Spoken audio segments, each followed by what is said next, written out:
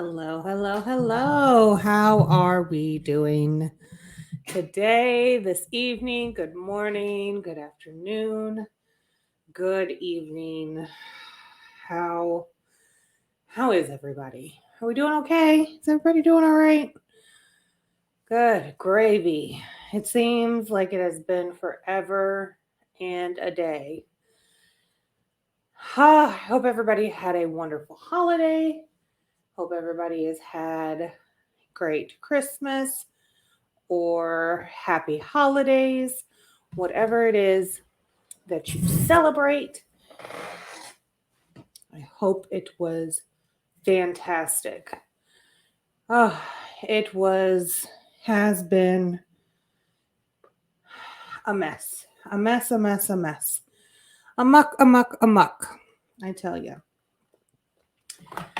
So when I say it feels like it's been forever, feels like it's been forever. And I think it has been forever because, I was steady pushing out videos every day. And now I think it has been almost a week since my last video,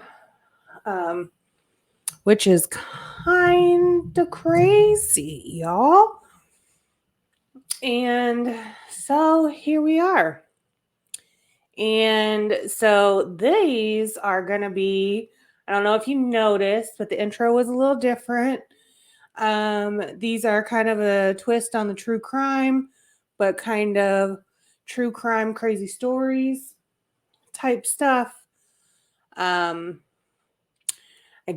I don't know what they are fully, just what's in the description, but they are surprises to me and you. But, I guess I should do the whole welcome to Rush to Judgment with Jessica, and I'm Jessica. So, with that is what we're doing. We're doing some crazy stories, crazy true stories that, and they're a little bit shorter. So they are not as long as everything else. I have not been able to find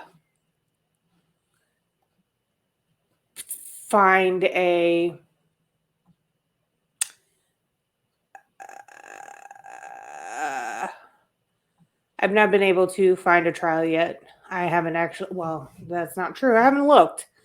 To find anything yet.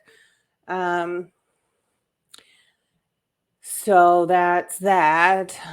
I don't know. I've got a couple saved up. I just need to kind of look through them and see, or maybe go back through and look through some more, see if anything catches my eyeballs and piques my interest as far as that goes. But yeah, I don't have anything as of yet to go through on that front. But I figured we could do these for now because there's a few of them. And just to kind of pass the time. And, who doesn't like a crazy story? And I think each video has like a few different stories in them, and they're real bunched up together, so they're real fast and quick.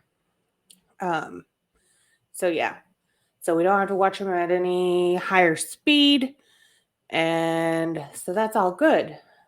But yeah, and just a reminder, these are videos are strictly for commentary and my thoughts and criticism and judgment only. These are not for any particular educational value of any kind. I do not claim to be of any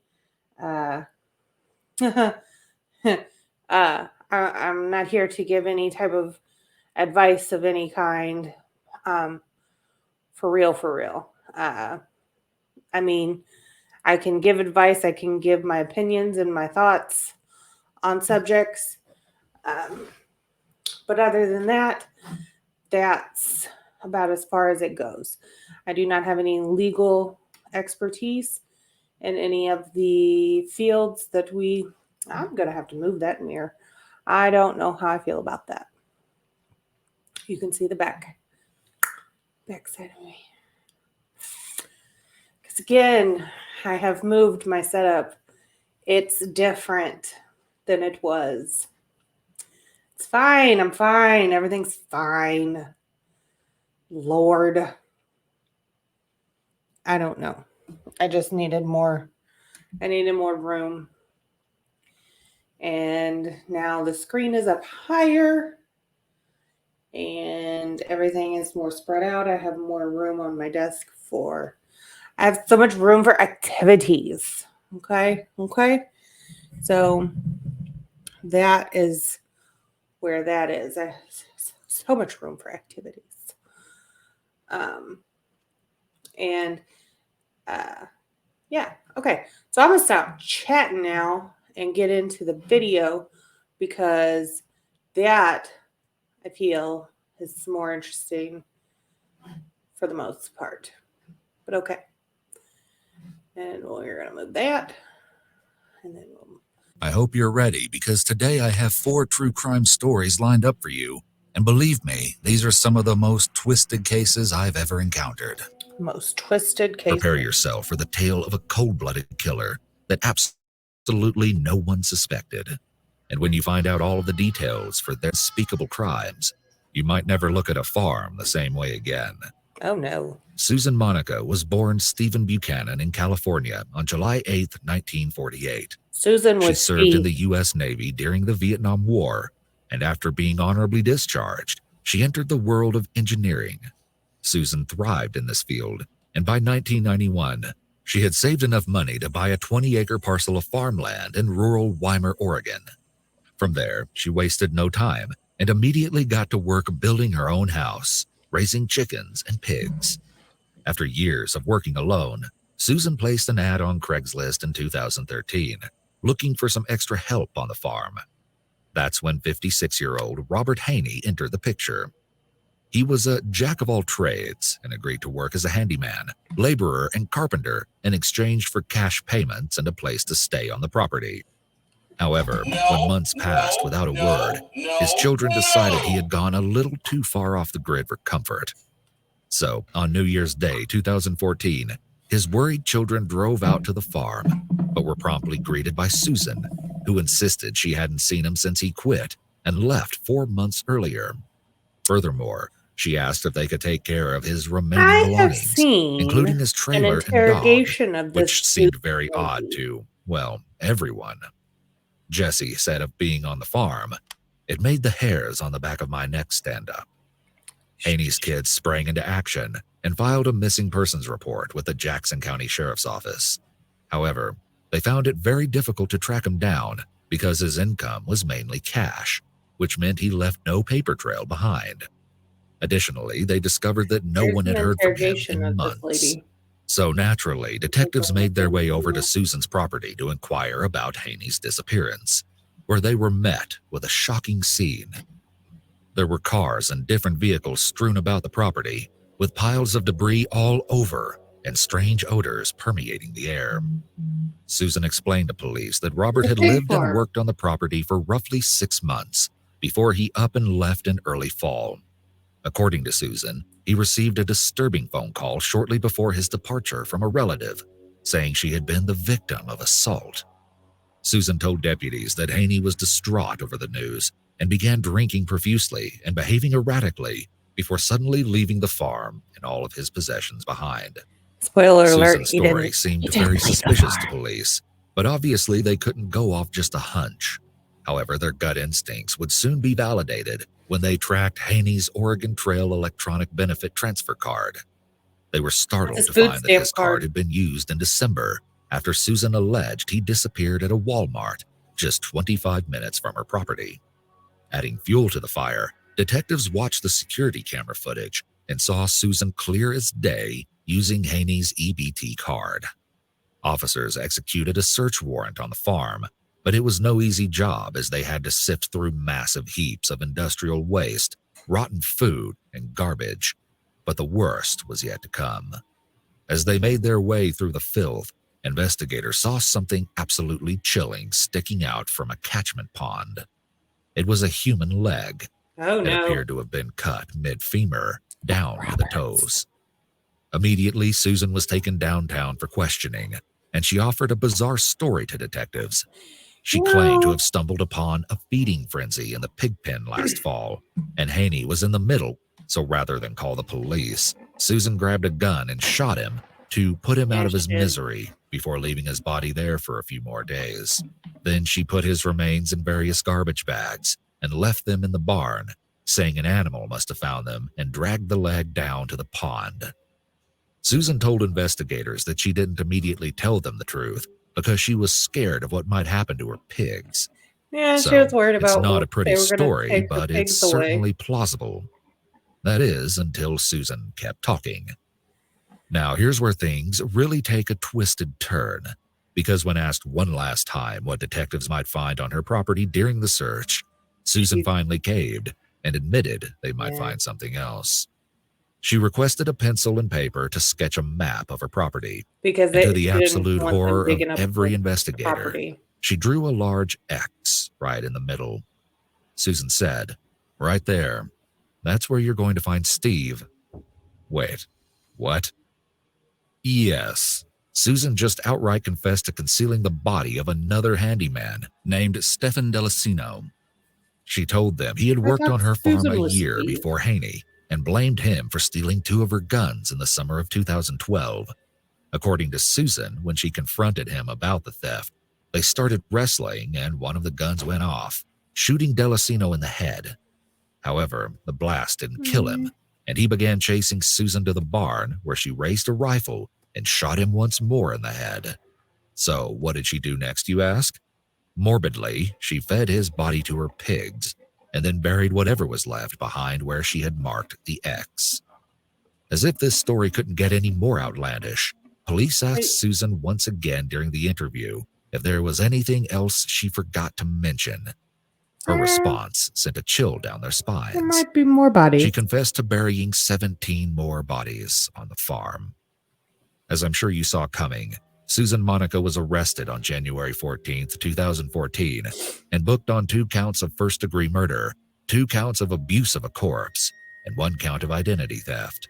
Over the next few weeks, investigators continued to comb through the mess at Susan's farm, and they dug around 100 holes until they located the remains of Haney and Delicino. Interestingly, they were unable to find any other bodies on her property. However, the lead investigator maintains that more people are out there, as they did locate a massive pile of shoes during the search. Additionally, several witnesses testified to seeing her feed animals to her pigs, with many saying she even joked about feeding humans to them as well. Pleading not guilty on all counts, Susan took many liberties representing herself during her trial, and even cross-examined the case's lead investigator, Eric Henderson. She would regularly interrupt the trial proceedings and was removed from the courtroom several times. The prosecution alleged that her sequence of events was incredibly skewed and claimed that the evidence pointed to Susan having intentionally shot both men before feeding them to her pigs. During the second week of the trial, an Oregon State Police anthropologist testified that Haney's legs were removed with an axe and that his thigh bones could have been gnawed on by animals. Oof. However, he couldn't state with certainty whether or not Haney was deceased before the dismemberment of his legs, but he did declare that Delicino had been shot 3 or 4 times in the head. Strangely, a cellmate of Susan's also testified that she had signed a birthday card in jail from the sweetest murderer in Jackson County. Her attorneys tried to say it was just a sick sense of humor, but the court thought otherwise. On the very last day of her trial, April 21st, 2015, and while Circuit Judge Tim Barnack addressed the jury prior to deliberations, Susan interrupted court one more time, raising her hand and saying, "I'd like to demonstrate how I shot him for 10 seconds. Oh dear. At first, she was simply ignored, but then she started lifting her hands in a crazed demonstration, and the judge ordered sheriff's deputies to take her away until the verdict was read. Finally, after deliberating for just 1 hour, a jury found Susan Monica guilty on all counts. She was thereby sentenced to a minimum of 50 years at Coffee Creek Correctional Facility, with no opportunity for parole. The families of Robert Haney and Stephen Delicino were at last given the closure they so desperately craved. I'll leave you with a quote from Judge Tim Barnack, who oversaw the trial. "You shot 2 people and fed them to your pigs. I don't know how else I can put it. You valued pigs and you value people. It may sound Value your harsh, pigs more than but you are a even cold-blooded yourself. killer." I couldn't have said it better myself. Alexandria Allie Madison Costiel was born on September 11, 1997, in St. Louis, Missouri, to Cindy and Hey, Keith Costiel. In Missouri. July 2019, Allie was gearing up for her senior year at the University of Mississippi, and she recruited her parents' help in setting up her new off-campus apartment. While the 21-year-old couldn't wait to graduate in the spring of 2020 with a marketing degree, she was also excited to be teaching yoga and Pilates classes throughout the year. So, Allie said a heartfelt goodbye to her parents after several days together. But what they didn't know was that it would be the last time they would ever see their beloved daughter alive again. In just 3 short days, the once bright and bubbly young woman would be found dead. At around 1:15 in the afternoon on Friday, July 19th, 2019, Allie wrapped up an exam for her Introduction to Retail summer school course. It's unclear what she did next, but we know for sure that at around midnight, she was caught on surveillance video footage leaving Funky's Pizza and Daiquiri Bar, located in the heart of the Oxford Square, wearing a blue dress and a white jacket. She could be seen walking across the street to wait at the corner outside the famous Rooster's Blues house. After several minutes of Allie standing outside, appearing to be on her phone, a gray Uber minivan pulls up, and she gets in. Her Are you sure roommate, that's your Lauren Uber? Riddick, reported seeing her friend back home at around midnight, but she couldn't verify when she left the apartment again. Some sources claim she was picked up on surveillance footage at a convenience store near Harmontown early Saturday morning with a mysterious man. In any case, a discovery later that morning would shake the college town right to its bones. Allie's body was discovered just before 10:30 at a campsite on Sardis Lake by a Lafayette County Sheriff's Department deputy patrolling the Buford Ridge area of Harmontown, approximately 30 miles from the university. The Lafayette County Sheriff's Department confirmed her shocking death on Sunday afternoon, and it was immediately labeled as a homicide. Well, it didn't take long for the name Brandon Thiesfield to emerge. Originally from Fort Worth, Brandon was a former Ole Miss student who had developed an on-again, off-again relationship with Allie a few years earlier. According to close friends, their relationship was complicated, to say the very least, and it only became more unstable when Allie sent Brandon images of an inconclusive home pregnancy test in April 2019. He responded to her with a text saying a baby would ruin his life, and his computer revealed countless searches for abortion services and pills. Over the next 3 months, communication between the pair grew more strained as Allie repeatedly requested to meet up and discuss whether she was pregnant or not. Sadly, however, things took a turn for the worse on July 12, 2019, when Brandon reportedly sent Allie an ominous message telling her there was no need to meet. Unbeknownst to everyone, he had traveled back home to Texas and retrieved his father's .40 caliber Glock 22. 2 days later, he posted a photo of the pistol to social media with the So a caption, baby would ruin your "Finally taking life. my baby back to Oxford." Oh, and that's not all. It turns out this guy was pretty busy on his computer the next few days as well. According to the state's evidence, he looked up tactical face masks, how to listen to police scanners, and even how serial killer Ted Bundy lured victims. You know, Murdering totally people normal would not stuff. ruin your Anyways, Brandon made his way back to Oxford on July Fucking idiot. 16th, 2019, and texted Allie the next day to let her know that he was finally ready to meet in person. life. Don't do it, Then, Allie. just after 9 that night, he messaged back asking her to let him know when she was home. Brandon picked Allie up from her apartment, and surveillance captured his truck headed towards Sardis Lake at around 1:15 in the morning. Approximately 1 hour later, a resident of South Sardis Lake reported hearing gunshots. And by 2:50 in the morning, GPS data showed Brandon's cell phone moving back towards Oxford. As word of Allie and Brandon's tumultuous relationship began to surface, law enforcement officers grew eager to speak with him. However, after failing to appear at the station twice, the police had no choice but to bring him in the hard way. On the morning of July 22, 2019, Brandon was apprehended at a gas station in South Memphis with the murder weapon still in his truck. He was booked into the Lafayette County Detention Center that afternoon, ironically, just as Allie's body was sent to the state crime lab in Pearl for an autopsy.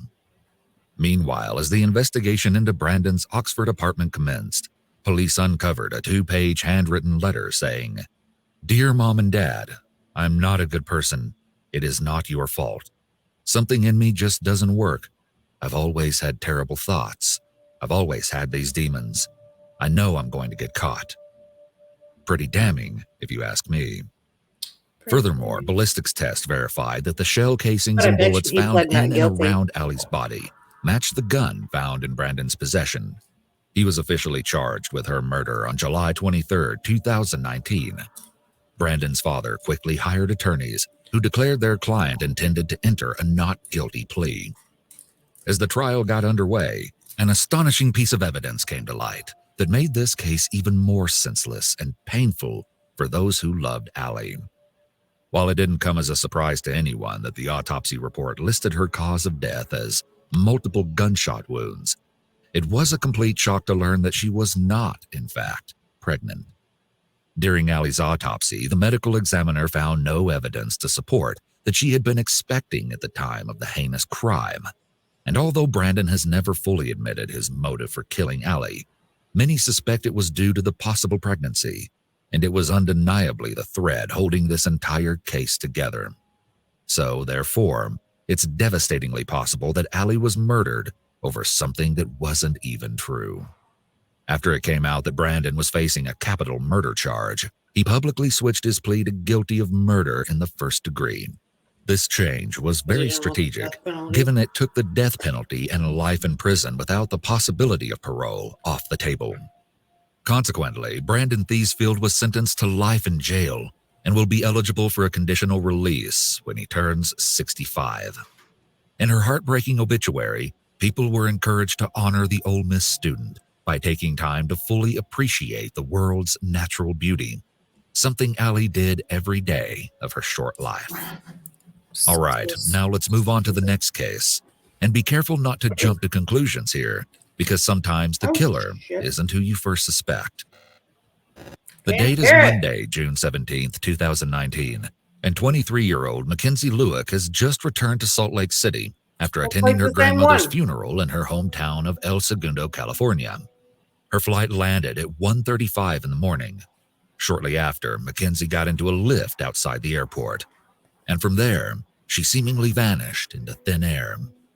On Thursday, June 20th, 2019, Mackenzie's father contacted the Salt Lake City Police Department, frantically explaining that he hadn't heard from his daughter since Sunday night. Word spread fast, and by the next day, friends and family were handing out flyers with the missing girl's face on them all around Salt Lake City. A little background. Mackenzie Speth Lewick grew up in the Los Angeles suburb as the second of Diana and Gregory Lewick's 4 children, and the couple's only daughter. She was known for her infectious smile and outgoing personality. Seeking some independence, Mackenzie enrolled at the University of Utah, majoring in kinesiology and pre-nursing. So, Mackenzie had just disappeared after getting into a lift, and naturally, investigators wanted to speak with the driver right away. And just like everyone else, they had their suspicions. Nevertheless, police managed to track down the man behind the wheel, Michael Canada, who fully cooperated and admitted to dropping the young woman off at Hatch Park in North Salt Lake, just 20 minutes away from the university. He claimed it was a pretty typical ride, but as the two made small talk, he said Mackenzie mentioned how strange it was to be dropped off in the middle of a park so late at night. Still, she said a friend would be picking her up. Chillingly, he told investigators that he had even put Mackenzie's bag into the trunk of the Subaru that pulled up around 3 in the morning, but he didn't get close enough to see the driver. Michael Canada was officially cleared by police in relation to Mackenzie's disappearance. Although a setback in the investigation, this discovery meant that the person everyone immediately suspected wasn't actually the last person to see her alive. Police grew more desperate for answers, and on June 24, 2019, they made a public plea for any information regarding her whereabouts. They even released the last known footage of Mackenzie from the airport, but no clues came until they took a closer look at her phone. Mackenzie, like many other young women, was active on several dating platforms, including Tinder, Seeking Arrangement, and Call Her Daddy. Not a cool generalization. As police dug deeper into her dating app history, the name Ayoola Ajayi stood out as someone Mackenzie had been chatting with on the night she vanished. In addition to a slew of incriminating images and messages from that night, cell phone data also placed them both in Hatch Park at 3 in the morning on June 17, 2019. Officers questioned him at his home, but with no hard evidence to go on, they had no choice but to leave empty-handed. 1 week after Mackenzie went missing, Ayoola voluntarily walked into the Salt Lake City Police Department to offer an alibi, explaining to police that he was with his baby mama and had never met Mackenzie in person. He appeared cooperative during his conversation with officers and said he came down because I knew I could help. That might have worked out just swell if it wasn't for the digital footprints he left behind, which resulted in a search warrant being issued 2 days later. On Wednesday, June 26, 2019, investigators searched his home, and what they found sent a ripple of fear through the community. After digging holes in the backyard where neighbors reported witnessing Ayoola burning something with a horrible smell, police could be seen leaving the residence with multiple bags and boxes of evidence. Testing would later confirm that some of the items included human remains and Mackenzie's personal belongings. They also searched for a mattress and box spring Ayoola had listed for free on the website Let Go just a few days earlier. As if this case couldn't get any creepier, contractor Brian Wolf was watching the news when he realized he knew the home being searched. He explained to police that the man living there had asked him to build a weird room 3 months earlier, but he declined after hearing the unsettling details of his request. Ayoola had asked the contractor to customize a hollowed-out area under the front porch into a secret soundproof room with large hooks anchored above head height into the concrete wall. One day after the extensive search, a SWAT team arrested Ayoola at gunpoint. The 31-year-old tech support worker was booked into the Salt Lake County Jail for investigation of aggravated murder, aggravated kidnapping, desecration of a human body, and obstruction of justice. The investigation narrowed in on Logan Canyon, an isolated location nearly 100 miles north. Mackenzie's charred remains were recovered on July 3, 2019, in a shallow grave in the canyon. According to his lawyer, Ayoola had planned to murder Mackenzie before ever meeting her in person and had even switched off his home security cameras in advance. After picking her up at the park, Ayoola drove Mackenzie to his home, forcibly tied her hands behind her back, and strangled her with a belt until she stopped moving. However, an autopsy determined her cause of death to be from blunt force trauma to the left side of her head. Strangely, she was also found to be missing part of her scalp and had a 5-centimeter hole in her skull. Ayoola confessed to burning her remains the next day before burying her body and some belongings in his backyard. After police paid him a visit, he dug up the remains and took them to Logan Canyon. Ayoola gave a brief apology to the Lewick family in court, saying, "I'm sorry for what I did, and I deserve what I get, deserve what I'm going to get. I know this won't bring her back."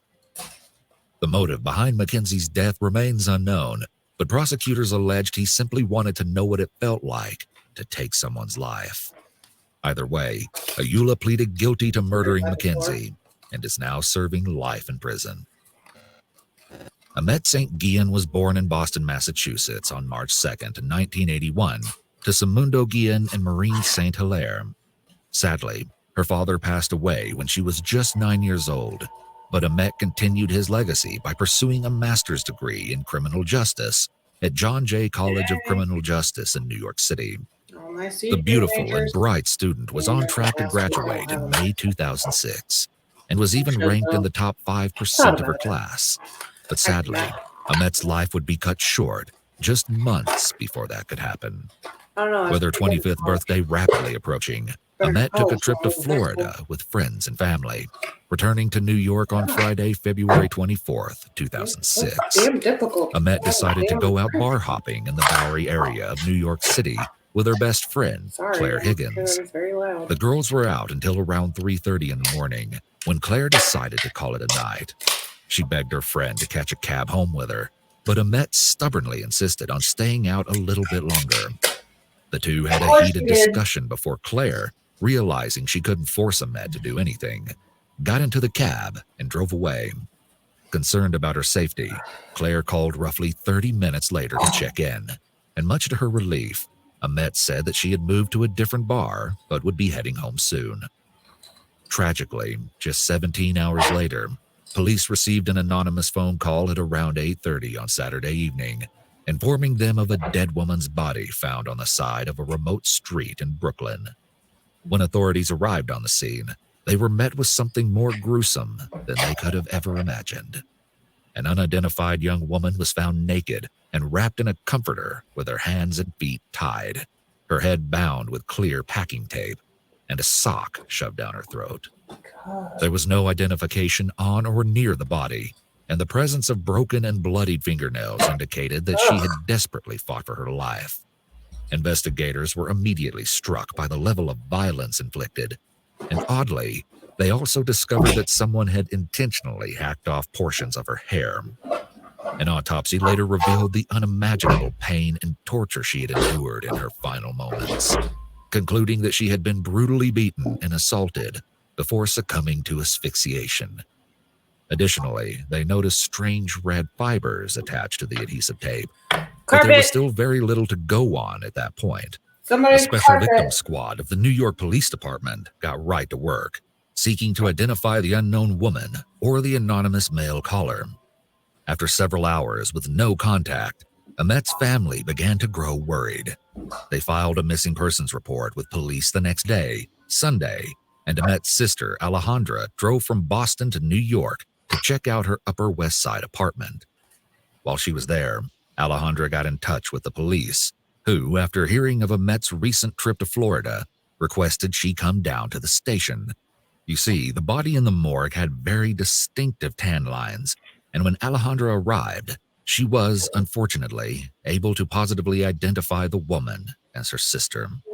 Simultaneously, Claire had been out canvassing the city, looking for any sign of Amet and sharing her photo with anyone who would listen. Finally, she stopped at a bar called The Falls on Lafayette Street to ask if anybody there had seen her when Alejandra called to deliver the devastating news. Tears streaming down her face, Claire turned to the bar's manager, Danny Dorian, and said, "My friend was missing, but they found her body." The manager responded without any emotion, saying, "New York can be a tough town."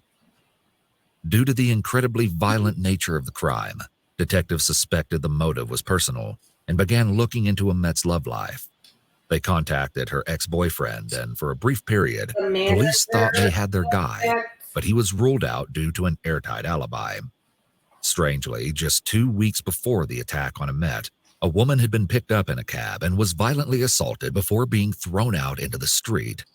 Now, of course, New York is a big city, but the attack took place just a few blocks from where Amet's lifeless body had been dumped, so it seemed far from coincidental.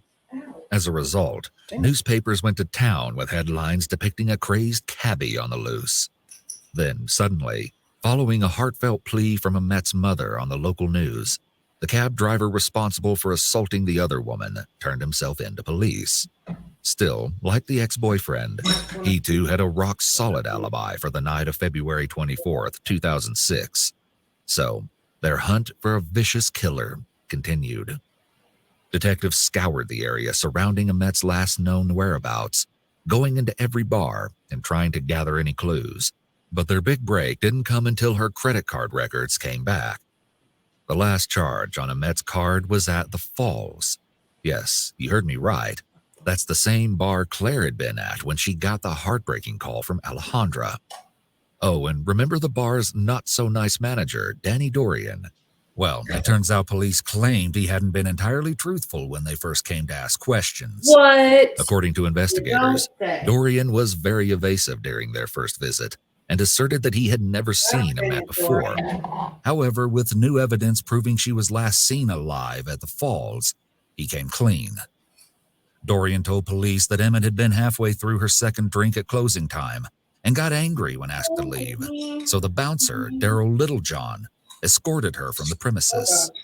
The manager reported hearing the two arguing outside the bar for a short period, and then nothing.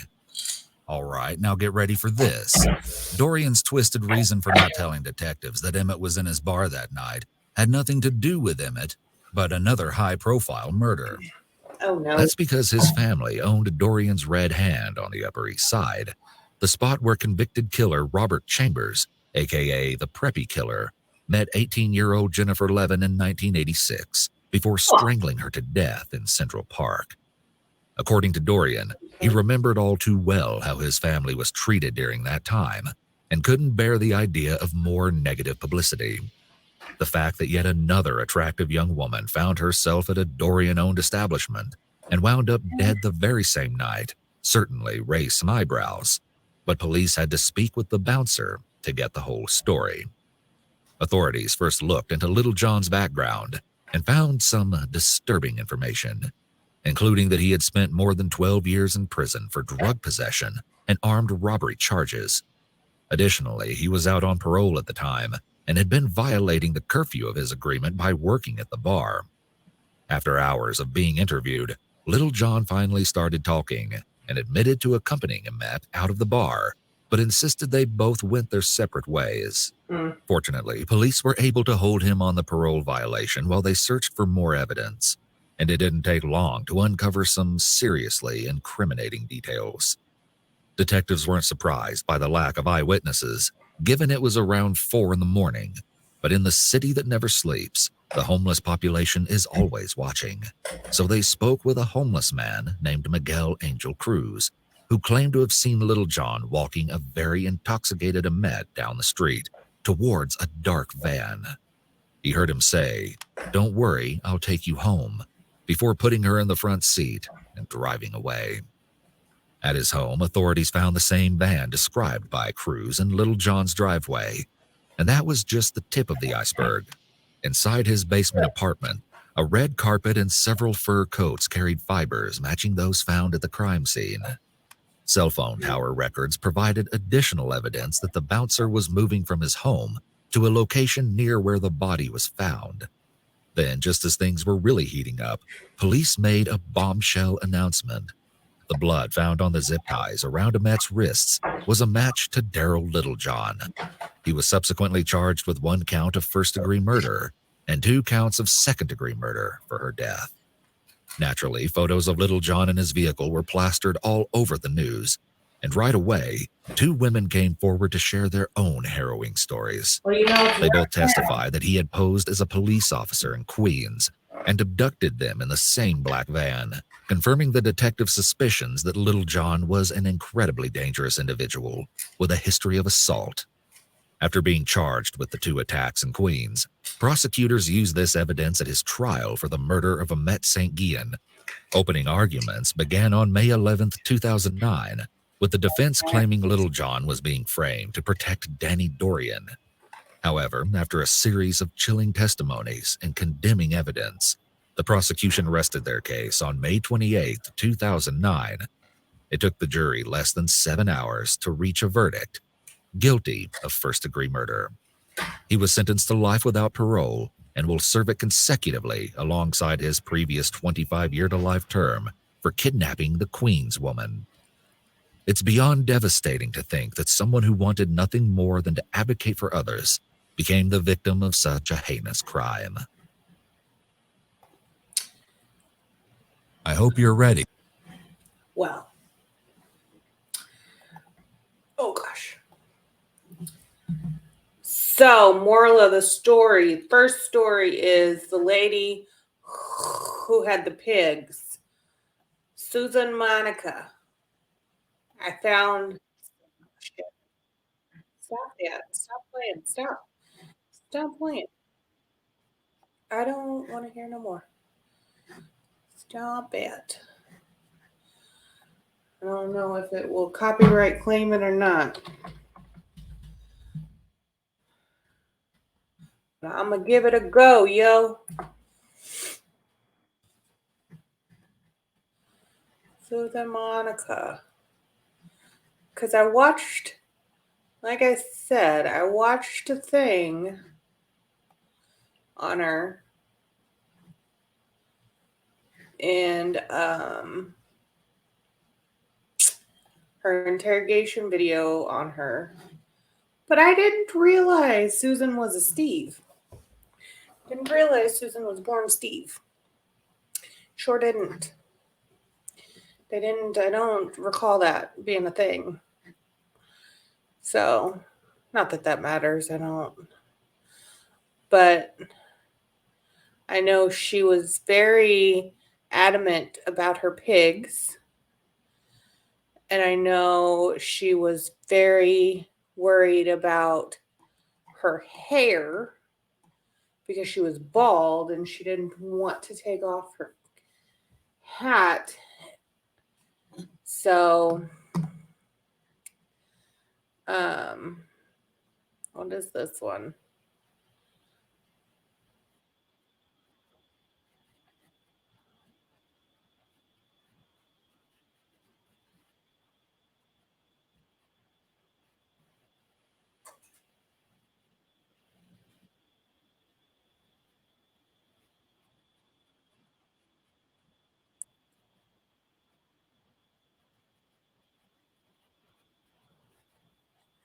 Oh, so she interrupted and said she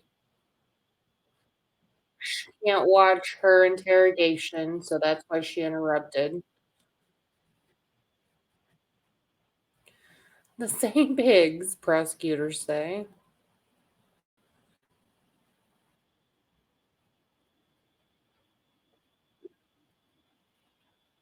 Difficult case.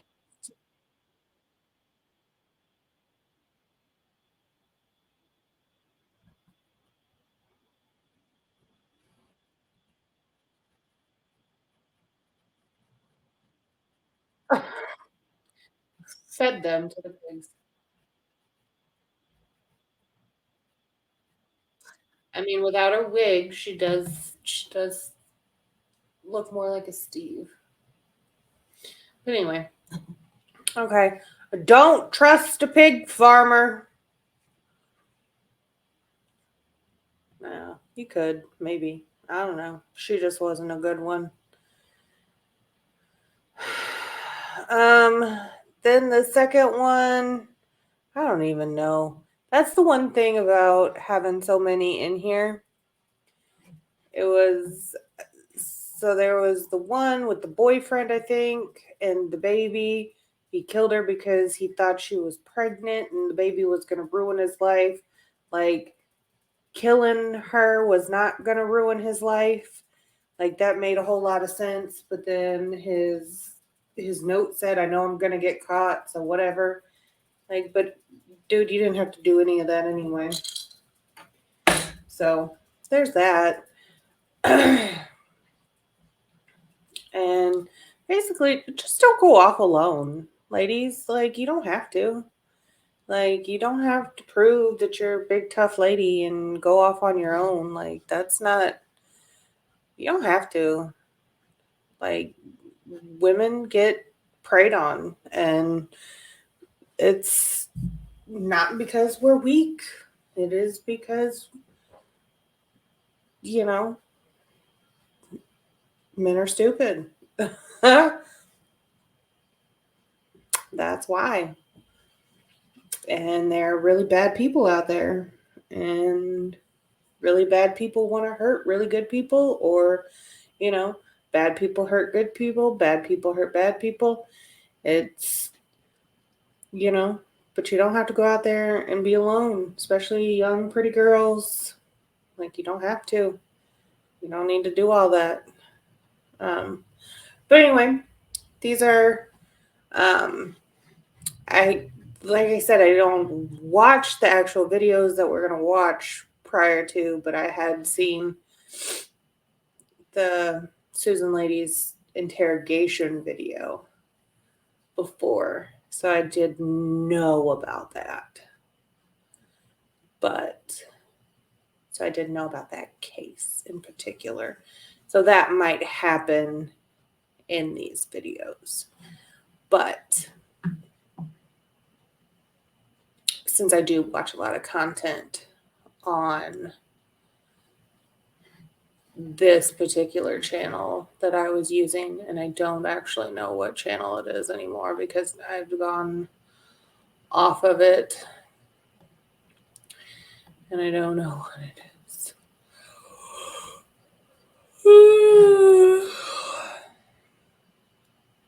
Ewu Crew. Yeah, explore with us. It's cool. It's a cool site to go to for true crime and interrogation videos and stuff like that. That's where I get a lot of this stuff, if you haven't already noticed. But that is that one. And then, so there's a few of these that we'll go through. I'll probably put out, since it's been a few days. Like I said, I don't really know how many days it's been since my last video. It was before Christmas. And I had every intention of putting one out the other day, and I did it, and it was whatever. But then I was looking back on it, and I was like, not into it. So I was like, so I just didn't. Yeah, the 23rd was my last video. Okay. So do a couple of these because I don't have anything else to do tonight. So this one is all. That's all for this one.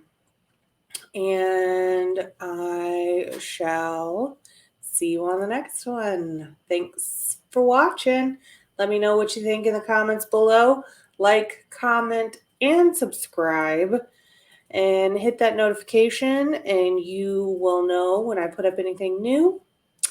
And you can come and watch it. And let me know if there's anything that you want to see me react to. Suggestions are good. So yeah, I shall see you on the next one. See you later.